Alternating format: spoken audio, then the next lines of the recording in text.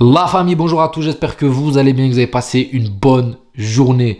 Aujourd'hui, petite vidéo actu Real Madrid, on va surtout parler du choc qui nous attend demain. Il y a des petits déclats de Pep Guardiola, on va essayer d'analyser tout ça ensemble. Avant de commencer, je tenais à m'excuser par rapport à mon absence. Ça fait 5-6 jours que je suis absent sur YouTube. Comme vous le savez, on est en période de Ramadan. Il y a des priorités dans la vie. Je ne vais pas trop rentrer dans le détail, mais bon, voilà. À cette période-là, les gars, il y a des choses qui sont plus importantes que YouTube. Vous m'excuserez. Maintenant, c'est le retour. La Ligue des Champions revient. Tout revient. On est apaisé. On est au calme. Et on reprend tranquillou. Petite déclate de Pep Guardiola. Donc, est-ce que c'est de la peur? Est-ce qu'il prend ses précautions en mettant, voilà, en se rassurant un petit peu? On va analyser tout ça et on va donner notre point de vue. À la veille d'affronter de nouveau le Real Madrid en Ligue des Champions, Pep Guardiola, l'entraîneur de Manchester City, a annoncé qu'il était presque impossible de battre les hommes de Carlo Ancelotti 2 années de suite. Éliminés en 2022 en demi-finale par les Merengues, les Citizens avaient donné une leçon de football aux Madrilènes lors de l'édition 2023 de la C1.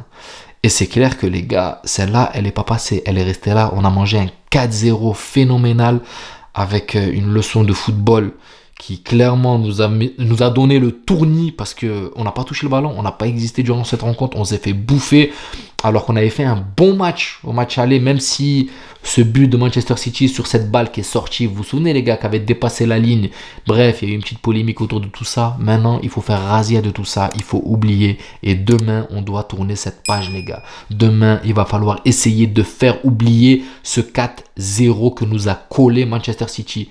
Et je dis pas que ça va être facile, mais on a les armes pour parce que c'est pas la même équipe. Je rentre un peu plus dans le détail parce que les déclats sont pas finis les gars.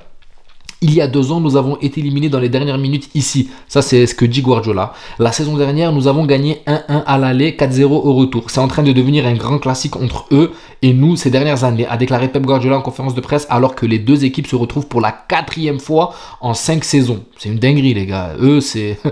Ou on est leur bourreau, ou ils sont nos bourreaux. Enfin bref, nous avons de nouveaux joueurs et eux aussi, donc ce sera des matchs complètement différents, a-t-il relevé le milieu de terrain espagnol, Rodri, estimant avant lui que le Real avait changé de façon de jouer, mais pas radicalement. Clairement, si. Moi, je trouve que ça a clairement changé radicalement, mais on va donner plus de détails plus tard. L'international espagnol, métronome des champions d'Europe en titre, se méfie des joueurs très verticaux qui font des dégâts en contre-attaque comme Vinicius, Jude Bellingham et Rodrigo. Tout le monde connaît leur force dans les transitions. Nous devons essayer de leur faire mal, de les punir pour leur faire comprendre que nous sommes là pour marquer des buts, a assuré Pep Guardiola. Donc, on sait quand même qu'il y a un double discours parce que d'un côté, il estime qu'il est quasiment impossible de gagner le Real Madrid à 2 reprises et de l'autre côté, il est là en train de dire que ils doivent nous contrôler, ils doivent nous mettre dedans dès le début et ils doivent nous marquer des buts pour leur montrer qu'ils contrôlent. Donc, cette première phrase qui dit qu'il est quasiment impossible de battre le Real Madrid, pour moi, il essaye de se rassurer en fait, si on les tape, pour lui, il avait dit, voilà, je l'avais dit, c'est impossible. Il s'est rassuré un petit peu, vous voyez le délire. Mais pour moi, il y a quand même un peu de la crainte et je comprends qu'il y a de la crainte des deux côtés dans les deux équipes parce que c'est les deux plus grandes équipes d'Europe, j'ai envie de dire, à l'heure actuelle. Mais, même si Manchester City est une grande équipe comme elle le sera toujours cette saison, ce n'est pas le Manchester City de la saison dernière et on n'est pas dans les standings des joueurs de l'année dernière comme Haaland cette saison les gars, c'est pas le Haaland de la saison dernière. Là à l'heure actuelle, le joueur fort c'est De Bruyne et Foden qui sont là vraiment, qui bougent cette équipe de Manchester City. Donc pour moi, tout va jouer au milieu de terrain les gars demain. Clairement, tout va jouer au milieu de terrain parce que j'en vois beaucoup sur les réseaux et j'espère que Rudiger va bloquer Haaland. Pour moi, Rudiger est déjà rentré dans la tête d'Haaland les gars, clairement. Et il va rentrer dans ça et vous allez voir qu'Haaland ne va pas faire grand chose. Par contre, si on n'arrive pas à contenir Foden et De Bruyne au milieu de terrain, les gars, avec un Rodri qui sera derrière eux, même s'ils ont des absents, mais on va en revenir plus tard, moi, je vous le dis, ça va être très compliqué parce que c'est eux la plaque tournante de cette équipe de Manchester City. Parce que si tu coupes, ils ont beau faire l'essuie-glace, jouer en passe, jouer un rôle de possession, si ces deux joueurs-là clés sont bloqués, Manchester City ne fera rien. Et en fait, c'est là la chose la plus importante, c'est que bloquer ces deux joueurs, ça veut dire que tu peux bloquer De Bruyne, tu auras Foden en tant qu'électron libre, et là, ça fera plus mal. Tu peux bloquer Foden, et tu retrouveras toujours De Bruyne. Donc là, eux, ils n'ont pas un meneur, ils ont 2 meneurs. Parce que même Foden peut prendre le rôle de meneur, même quand il est sur un côté, mais il peut venir prendre le rôle d'un meneur. Et là, ça devient compliqué. compliqué. Le point fort qu'on a, c'est qu'on a condensé ce milieu de terrain. On a un milieu à 4 avec un 6 et 3 joueurs qui sont là, qui font le pressing au milieu de terrain avec Bellingham qui a vocation à être offensive, mais qui maintenant peut venir jouer défensivement et venir perturber le milieu de terrain adverse avec ses pressings, voilà, il est là hargneux avec un Camavinga qui lui aussi joue bien sur le porteur de balle, qui vient, qui casse les lignes de passe et qui fait très mal au milieu de terrain. Et à côté, tu as un Valverde qui, lui, pareil, est là, qui peut faire très très mal à cette équipe de Manchester City. Maintenant, il va pas falloir qu'il nous fasse courir. Il va pas falloir qu'il nous fasse courir. C'est pour ça que je dis que tout va se jouer au milieu de terrain. Si on arrive à couper les lignes de passe de Bruyne et de Foden, moi je vous dis qu'il y aura largement moyen de les contenir. Et après, tout va se jouer en contre. Maintenant, leur stratégie, est-ce qu'ils vont vraiment vouloir garder le ballon? Moi, je ne le pense pas. Je pense qu'ils vont nous laisser le ballon parce qu'on est à domicile, on est chez nous et ils savent qu'ils ne viennent pas en tant que favoris. Donc, je pense que Guardiola va quand même pas innover, mais il va nous laisser le ballon. Et le problème, c'est que quand le Real Madrid a le ballon, voilà, le Real Madrid sait avoir le ballon, sait garder le ballon contre les petites équipes de milieu de tableau de Liga et tout. Mais quand le Real Madrid garde le ballon contre une grande équipe comme Manchester City et tout, là, ça reste un peu plus compliqué. Certes, ils nous l'ont confisqué la saison dernière, mais là, cette saison, quand vous regardez le style de jeu de Manchester City, c'est pas la même façon de jouer que la saison dernière.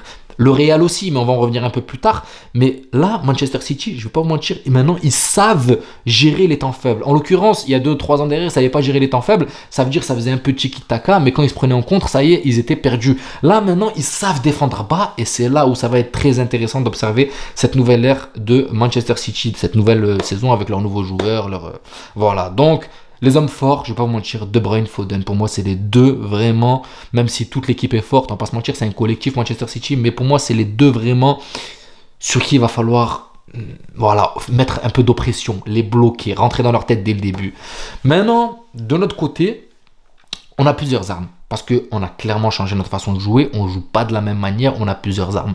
On va commencer, je pense, avec notre 4-4-2 habituel.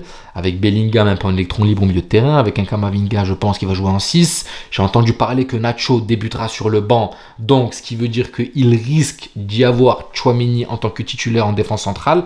Ça... Voilà, quand tu joues contre Getafe, contre Las Palmas, il n'y a pas de problème. Tu peux, voilà. Mais là, contre Manchester City...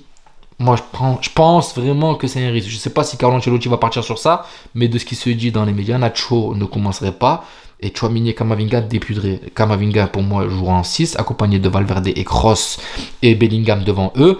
Et derrière, Tchouaméni sera défenseur central avec Rudiger. Et pour moi, Militao ne jouera pas le match aller, ou ne jouera pas en tout cas en tant que titulaire le match aller contre Manchester City. Il n'y a aucune logique à faire ça. Pour moi, il manque clairement de temps de jeu en match, même si voilà, avec les entraînements et tout, il est rentré 2 minutes sur le dernier match. Mais ce n'est pas suffisant, on va pas se mentir les gars.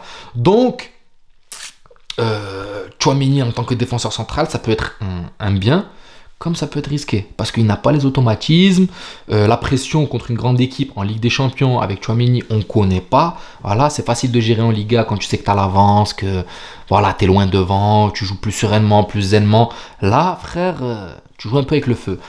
Bellingham devant, et devant ça va jouer avec Vinicius Rodrigo. Rodrigo qui a été époustouflant sur le dernier match mais qui était côté gauche. Là en l'occurrence il va reprendre son côté droit. On récupère Vinicius côté gauche. Donc l'attaque Vini Rodrigo, et on sait toujours qu'on pourra toujours remanier cette attaque en faisant sortir ou Rodrigo ou Vini. Même si ça m'étonnerait que ce soit Vini qui sort, ça sera Rodrigo qui sortira. En mettant Joselu en pointe et en repassant en 4-3-3 comme on a l'habitude de le faire. Donc, c'est là où le Real Madrid est très intéressant parce qu'on a une compo hybride qui est constamment en mouvement. Même si vous voyez Rodrigo qui est à droite, il peut venir déloger de la droite, partir accompagner Vinicius sur le côté gauche. Valverde peut prendre le côté droit. On a Brahim qui est en spare sur le banc. Il y a Joselu. Bref, ce qu'on sait, c'est que cette équipe du Real Madrid est tout le temps en mouvement. Il y a tout le temps des changements permanents. Je ne sais pas si Guardiola y est préparé à ce changement de compo en plein match et... les joueurs sont rodés avec ce changement de compo. Ça veut dire que les joueurs savent adapter leur automatisme en changeant en plein cours de match. Vous voyez ce que je veux dire? J'espère que vous m'avez compris. Donc, match à suivre. Match très important demain. Il va falloir envoyer un message dès le début. Il va falloir cartonner, essayer de mettre le maximum de buts, repartir avec une victoire. Et ensuite, il va falloir faire le taf au match retour. Donc, j'ai hâte demain, les gars. Le retour de la Ligue des Champions, ça m'avait manqué parce que c'est long quand même. Une trêve comme celle-là où il y a eu un seul match. Et après, là, il y a eu une pause d'une semaine et demie. Mais comme je l'ai dit, ça tombait bien, c'était le Ramadan et il y avait d'autres priorités. Donc voilà, j'espère que la vidéo vous plaira, la famille. N'hésitez pas à vous abonner, à liker, ça donnera beaucoup de force à la chaîne.